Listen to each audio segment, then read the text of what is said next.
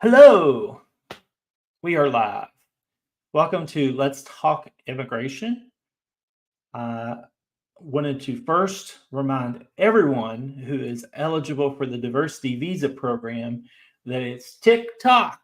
The clocks, they're ticking. They're going around in circles. You only have until, let me see here, November 5th to enter the DV lottery. If you are eligible and you are thinking about entering, don't wait till the last day, and also read the instructions before you enter. Whenever you get stuck on a question, read your instructions. Okay, the instructions are not intuitive. Okay, first example I use, biggest example of how instructions are not intuitive. Let's say that you got married and you married someone who already had children, and then you got a divorce, and then you remarried. Okay, you would not think this, but you need to list those stepchildren from the first marriage on your DV entry. A little crazy. Well, it's not crazy. I mean, once somebody's your stepchild, you have an obligation and duty to them. I get this, but it creates a lot of problems for diversity visa selectees sometimes because omitting those children from your entry, you can't fix that. You can't come back later and get it right on the DS-260 or get it right in the interview. It has to be right in the entry. You have to get facts right in the entry. You have to get your name from your passport. You can't try to fix things later with the DV program. You have to go into it reading the instructions, doing the entry correctly. Every year, we know thousands of people are refused, but a good portion of them are refused because they did not follow the instructions. It was simple, something like that. Okay, so if you have questions, drop them on Facebook or YouTube. If you drop them on Telegram or Instagram, I think my team will find them and share them here. The other thing I was going to talk about, I talked about Tuesday with Farshad. I have a Farsi live and a Somali live on Tuesdays, if you didn't know that.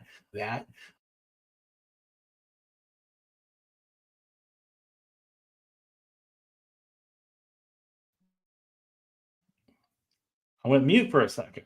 I'm so sorry.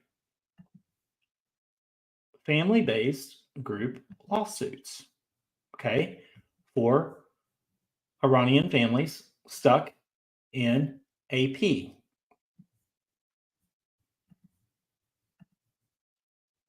Let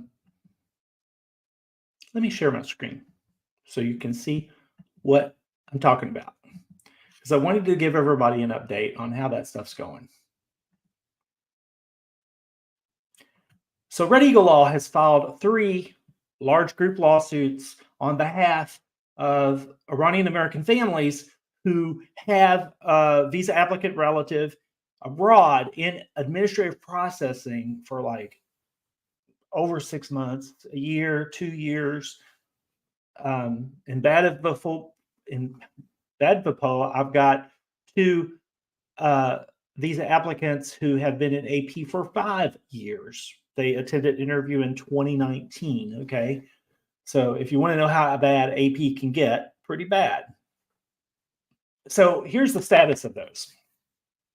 Taharian filed it in October, 1 year ago this weekend. Started with 14 families. Most have been issued, but we got 4 families left. So we continue to fight that lawsuit. And it's becoming a lot of work fighting that lawsuit because we're in summary judgment briefing. We survived motion to dismiss. We did briefing on discovery. We've done a lot of briefing in that case, okay? But now we're at summary judgment briefing. It's ongoing. My senior attorney, Chuck Gull, is doing a lot of hard work related to this briefing. And that normally immigration lawsuits don't go all the way to the end, but this one looks like it might. It depends whether or not those 4 families will have visas issued before it's over. We hope they are, because that's the goal, is to get the visas. The second case, Pars Equality Center, that was filed in San Francisco. Pars Equality was our institutional ally, our plaintiff, institutional plaintiff. And we filed that. It was the first lawsuit filed in San Francisco this year, January. So it's been filed 9 months ago. Started with 14 families, 3 families are left. I think a couple of those families were families on our prior lawsuits that didn't work out. Either they dismissed the case or something like that. And so we just put them on this case because once you hire us, once we are your attorney and you are our client, we stick with you. You know, we're not going to give up on you. Okay. You're considered an active case until you get your visa or until you get your final decision. If you're not eligible for a visa, there's no reason for us to stick with you, but we stick with you to the end. Okay. The third case, that FAPO, I think is how you say it. It was filed in July. We had a hearing before Judge Carter. This says yesterday. Monday. It started out in Santa Ana, California, and then the judge had an emergency in Los Angeles, and so he scheduled the rest of the hearing for that same afternoon in Los Angeles. So me and my paralegal Rabia and one of the plaintiffs, 2 other plaintiffs too. Everybody drove to LA, and we did the hearing there late in the afternoon. Ended up spending the whole day on this. But it was worth it because there are 35 families in that case. Only 2 have been issued, 2 families issued and dismissed. So there's 33 families left. Judge Carter was very interested in our complaint, in the government's motion. He was asking a lot of really good questions. BADFAPO is not like any lawsuit we've done before because the State Department knew that they could not win on issues related to unreasonable delay, especially when the delays are over 5 years. But also, not everybody had 5 years. The average was 641 days.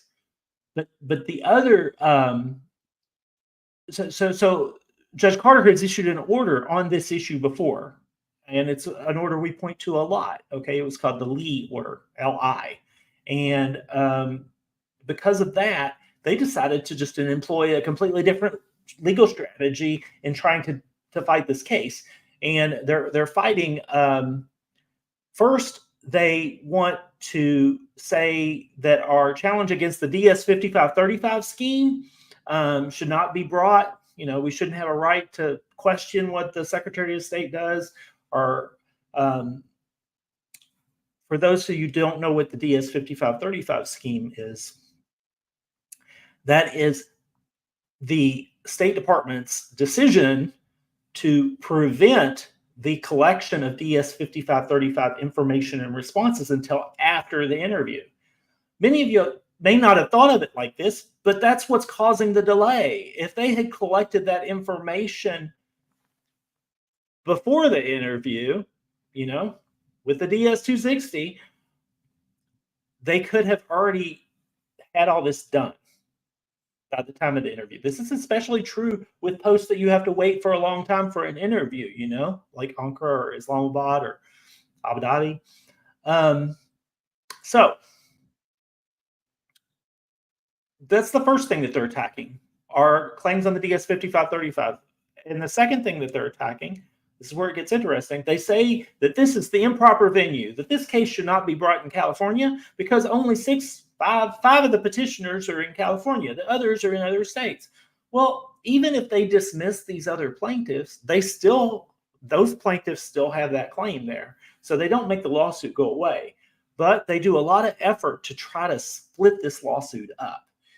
The second thing they do related to that is they say that joinder is not appropriate, meaning you can join plaintiffs to the same lawsuit under the federal rules if they're challenging the same thing, the same act or occurrence. Well, they are. That's what the DS 5535 scheme, they're all challenging that, okay?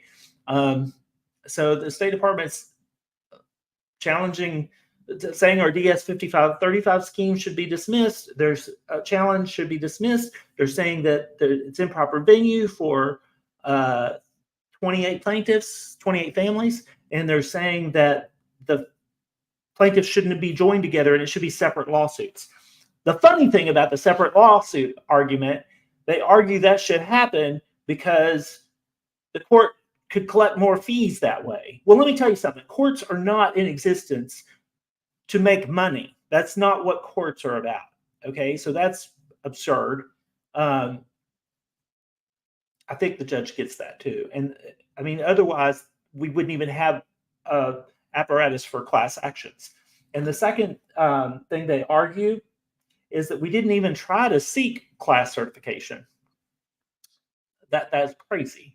For those who have been following me for a while, they might know in 2021, in the Jacob versus Biden lawsuit, I filed 5 or maybe 6 motions for class certification, trying to certify a class, and the government fought everyone tooth and nail like it would be the worst thing in the world, to the extent that they even questioned my ability to be class counsel.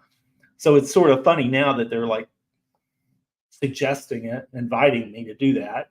Probably should, but not going to. Okay, that's not the plan today. The plan today, coming soon, is 4.0. We are going to offer in the coming weeks, hopefully by the end of October, to be filed in November, a group lawsuit for family-based Iranian visa applicants who have been in AP for 6 months or more. We have an interest list on our website where we've been collecting names and email addresses to let people know when we actually offer it, and that's what we're going to do. So if you want to be notified when we actually make this live, you need to sign up on an interest list, which brings me to banner interest list. That's the website. The reason I get a lot of emails that say, why aren't you offering that lawsuit now? The Middle East is crazy. The election's crazy. We need to do this now. I'm waiting to see what Judge Carter does in Bethlehem, because if there is going to be another lawsuit, we need guidance on what happens in this lawsuit, because there could be plaintiffs that are dismissed from this lawsuit. I'd want to include them in the next lawsuit. And also, we need to know for venue purposes, okay? These are filed in 3 different venues. The Central District, 2 different venues. The Central District in LA, the Northern District in San Francisco. I have a hearing in that district tomorrow in Oakland, actually, on the same issue, but on an individual mandamus lawsuit. So what I'm getting at is there are many federal court districts across the country, and if we're going to continue to challenge the policies that are causing these delays, and the government's going to fight us for doing it in one district, we need to just do it in all of them. I don't know how many districts there are. Somebody on my team tell me on chat. There's probably like 100 federal court districts. And so I'm okay as long as the federal government wants to treat visa applicants badly, especially like separating families like this. I have no problem challenging their unlawful policies in courts in multiple jurisdictions across the land. So maybe we'll be filing cases like the next case somewhere on the East Coast, or somewhere Oregon or Washington or Arizona, maybe someplace we haven't filed a lawsuit before.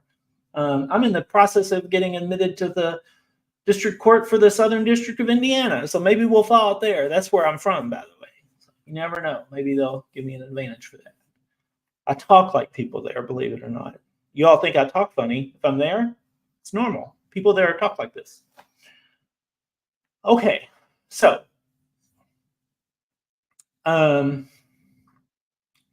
the other thing I would say is, while this is going on, these family-based group lawsuits, we continue to file individual mandamus lawsuits for anybody experiencing an immigration delay, not just with State Department, also with USCIS. And We also do small group lawsuits. Usually, lately, those have been for groups of students.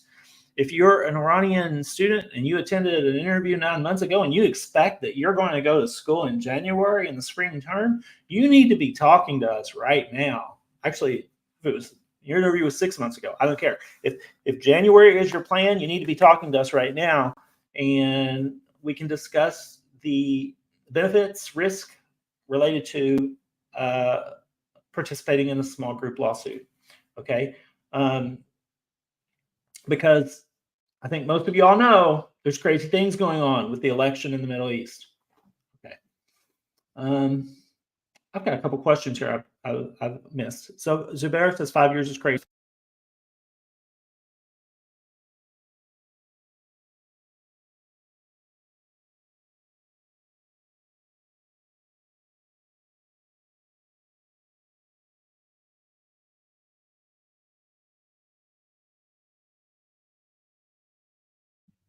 Is there any news about the delayed visa interviews in the Middle East?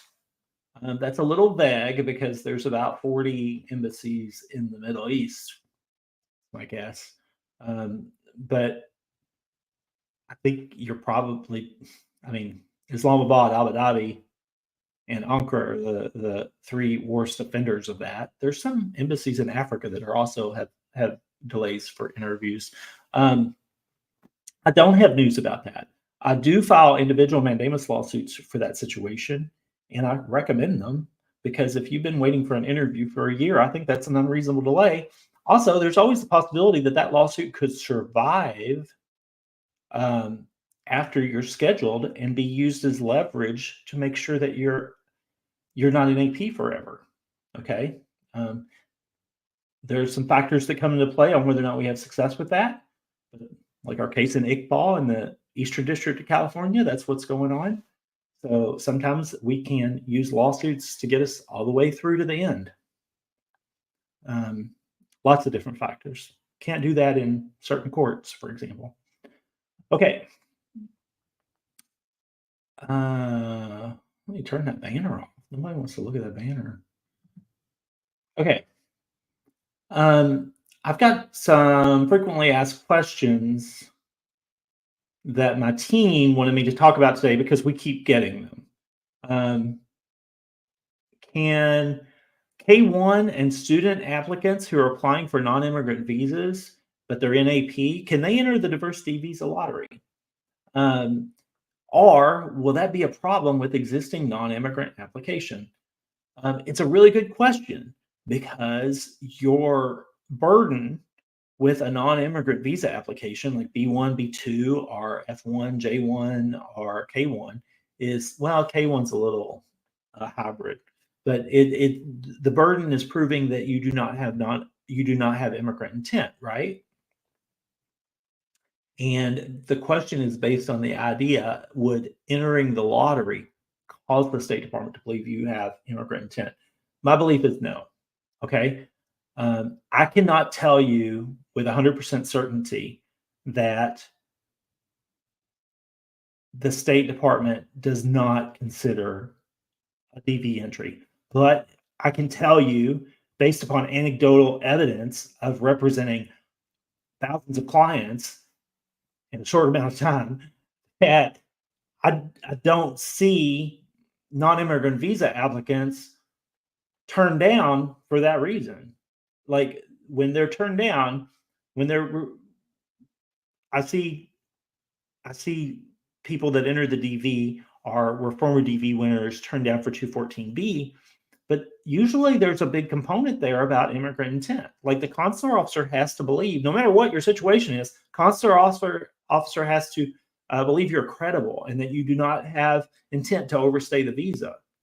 That's not going to change whether or not you enter the DV lottery or not. So my recommendation is, even if you're a student, enter the DV lottery. Heck, maybe while you're in the US, you can adjust status from a student visa to a DV if you win. And that happens a lot. That would not happen a lot if they denied student visa applicants because they entered the DV. Okay. So I hope that's helpful. Um, okay. So I've heard that question. I don't have any more comments or questions. I'm surprised. I have a ton of work to do. So I think what I'm going to do is cut this Let's Talk Immigration episode short. You can see us next Tuesday, 9 a.m. for Tuesday with Rashad for Farsi translation, or 11 a.m. I'm talking Pacific Standard Time in California, with Abdullahi in Somali translation, or next Wednesday for Let's Talk Immigration. Okay. So everybody take care of yourself. If you're in Florida, especially take care of yourself. If you're in the Middle East, take care of yourself. Okay. Bye.